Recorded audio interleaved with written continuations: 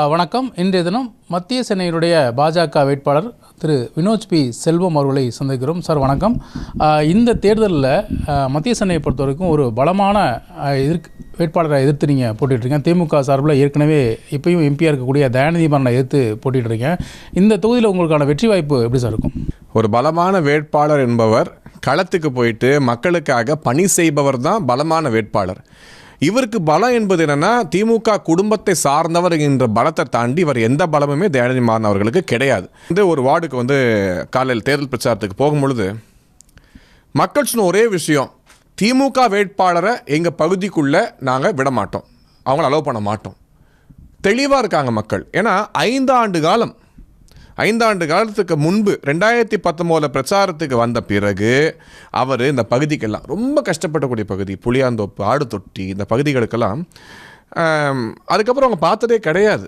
இந்த 5 ஆண்டுகளில் அவர் மக்களுக்கு செய்த பணி என்ன, தொகுதி என்ன மேம்பாடாயிருக்கு. 30 ஆண்டுகளுக்கு முன்பு அவர் தந்தையார் எம்பியாக இருக்கும் பொழுது எந்தெந்த ஸ்லம் பகுதியில் மக்கள் வாழ்ந்தாங்களோ அதே குடும்பம் தலைமுறையாக அதே ஸ்லம்ல வாழ்கிறாங்க. நீங்கள் தான் ஏரியா விட்டு ஏரியா மாதிரி போட் கிளப்பில் வீடு கட்டி 100 கோடிக்கு வீடு கட்டி சந்தோஷமாக இருக்கீங்க. ஆனால் அவங்க வாழ்க்கை மாறலையே, அவங்க வாழ்க்கை அதே மாதிரி தானே இருக்குது. வினோத் பி செல்வத்துக்கு மத்திய சென்னை மக்கள் எதற்காகலாம் ஓட்டு போட வேண்டிய தேவை இருக்குன்னு நினைக்கிறீங்க? முதலாவதாக மக்கள் தேர்தல் முடிவுகளுக்கு பின்பும் என்னை பார்ப்போம் என்கின்ற நம்பிக்கையில் ஃபஸ்ட்டு ஓட்டு போடலாம். அதாங்க ஃபஸ்ட்டு. அக்கௌண்டபிலிட்டி தேவை. மக்களோட குரலாக ஒலிப்பது தான் ஒரு எம்பியோட வேலை. அதை செய்வதற்கு நான் தயாராக இருக்கிறேன். மக்களுக்கு என்ன பிரச்சனை, ஏது பிரச்சனை, ஒன்றும் இல்லை. இப்போ வார்டாக 39 வார்டு இருக்குது. 39 வார்டு நம்பரை மட்டும் தயாநிதி மாறன் பேப்பரை பார்க்காம புக்கை பார்க்காம சொல்லிட்டாருன்னா நான் எலெக்ஷன் நான் விட்ரா பண்ணிக்க நாமினேஷனை சட்டக்கசகம் வேலை பார்க்குறாருங்க அவர். திராவிட முன்னேற்ற கழகம் செய்யக்கூடிய ரிலிஜன், ரீஜன், லாங்குவேஜ் இந்த 3 பேரியரை உடைச்சு அனைவருக்குமான வளர்ச்சி, இன்க்ளூசிவ் க்ரோத் என்பதை கொடுப்பதற்கான எம்பியாக மொபிலிட்டி இருக்கட்டும், டிரான்ஸ்போர்ட்டேஷன் இருக்கட்டும், டிராஃபிக் ப்ராப்ளம் ஆகட்டும், இதுதான் எம்பியோட ஸ்கோப்பில் இருக்குது. ஒரு ஒரு ஒரு மொத்த தொகுதியோட வளர்ச்சி என்பது இதை பொறுத்து தான் இருக்குது. பாஜக தமிழகத்தை பொறுத்த வரைக்கும் நிறைய இடங்களில் இப்போ கட்சிகளை பார்க்க முடியுது. குறிப்பாக குக்கிராமங்களில் கூட அமைப்பு ரீதியாக பாஜக வந்திருக்கிறத பார்க்க முடியும். இந்த அமைப்பு ரீதியாக உள்ளே வந்த பாஜக இந்த தேர்தலில் வெற்றி பெறணும் எதை வச்சு சொல்கிறீங்க சார்? முதல்ல என்ன சொல்லிட்டு இருந்தாங்க, தமிழ்நாட்டில் பிஜேபியே கிடையாது, தாமரை எங்கே இருக்குன்னுலாம் கேட்டாங்க. ஆனால் இன்றைக்கி அவங்களே ஒத்துக்கிறாங்க. இன்றைக்கி ஒவ்வொரு கிளையிலையும் பாஜக இருக்கின்றன. ஒன்றும் இல்லை, எங்களோட ஒரு கேம்பெயினுக்கு பார்த்தீங்கன்னா போதும், அந்த கேம்பெயினோட டெப்த்தில் உங்களுக்கு புரியும் பாஜகவோட வளர்ச்சி எந்த அளவுக்கு இருக்குன்னு. இதெல்லாம் காசு கொடுத்து கூப்பிட்ற கூட்டம்லாம் கிடையாது. இது தன்னார்வத்தோடு ஒரு எழுச்சி வந்திருக்கு, மக்கள்கிட்ட ஒரு எழுச்சி.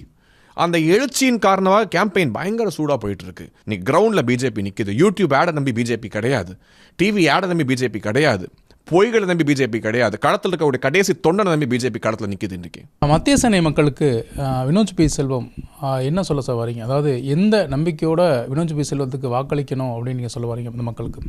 முதல்ல நான் மக்களுக்கு சொல்லக்கூடிய விஷயம், வாக்களிக்காமல் இருக்காதீங்க. அதிகமான லிட்ரஸ் ரேட் இருந்தும் கூட இந்த தொகுதி தான் தமிழ்நாட்டிலே கம்மியான ஓட்டிங் பர்சன்டேஜ் வைத்திருக்கக்கூடிய தொகுதி.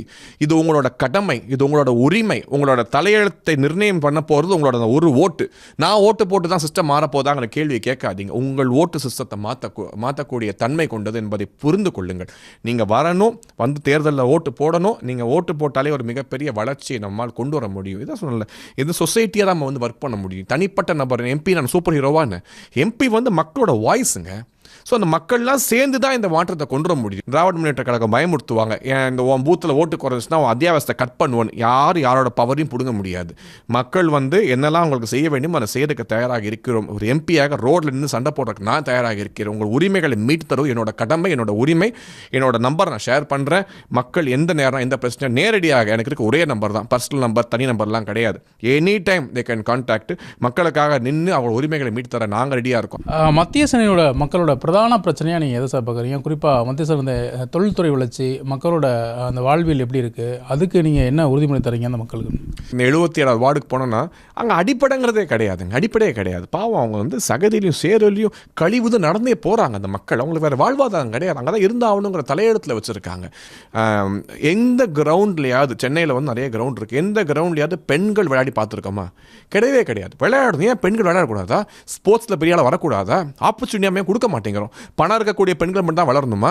ஸோ இவங்களுக்கான ஆப்பர்ச்சுனிட்டி கிரியேட் பண்ண வேண்டிய ஒரு எம்பியோட கடமை.